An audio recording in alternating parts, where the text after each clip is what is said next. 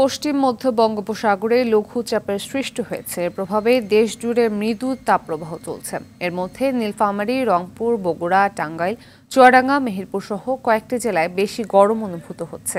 আবহাওয়া অফিসের তথ্যমতে গতকাল মেহেরপুর জেলার সর্বোচ্চ তাপমাত্রা রেকর্ড করা হয়েছে 36.5 ডিগ্রি। আবহাওয়া অফিস জানায়, সাগরের লঘুচাপের প্রভাবে টাঙ্গাইল, ফরিদপুর, কিশোরগঞ্জ, নারায়ণগঞ্জ, যশোর, চুয়াডাঙ্গা, ফেনী, সিলেট সহ বেশ কয়েকটি জেলার ওপর দিয়ে মৃদু তাপপ্রবাহ বয়ে যেতে পারে। এছাড়াও খুলনা, বরিশাল, চট্টগ্রাম সহ কয়েকটি জেলার ওপর দিয়ে হালকা থেকে মাঝারি বৃষ্টি হতে পারে বলে জানায় আবহাওয়া অফিস।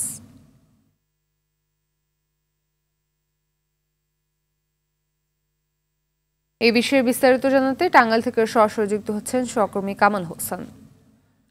কামাল, জেলার তাপপ্রবাহ কেমন, এই বিষয়ে আবহাওয়া অফিস কি বলছে আমাদের জানবেন বিস্তারিত।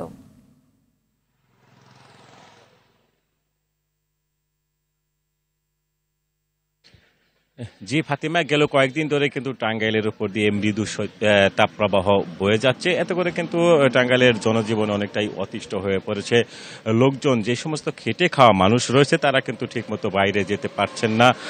অনেকেই কিন্তু আমি দেখেছি বা বিভিন্ন এলাকায় ঘুরে যতটুকু লক্ষ্য করেছি, যে মানুষজন কিন্তু সেই চায়ের দোকান বা গাছপালার নিচে কিন্তু তারা আশ্রয় নিয়েছে, এবং যে সমস্ত লোকজন রয়েছে খেতে খামারে, যে কৃষক কাজ করে, তারা কিন্তু ঠিকমতো খেতে কাজ করতে পারছেন না।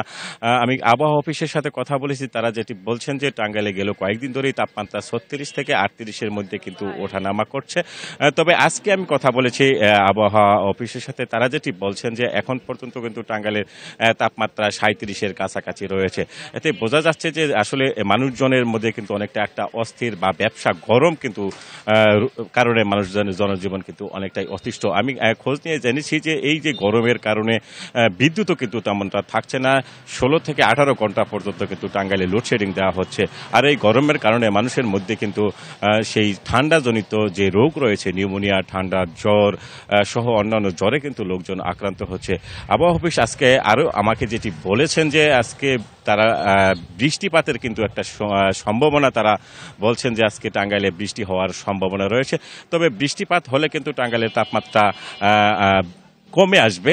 এতে ক্ষেত্রে মানুষের জীবনে অনেকটাই স্বস্তি ফিরে আসবে। তো এতটুকু ছিল ফাতিমা টাঙ্গাইলের তাপপ্রবাহ নিয়ে। ধন্যবাদ।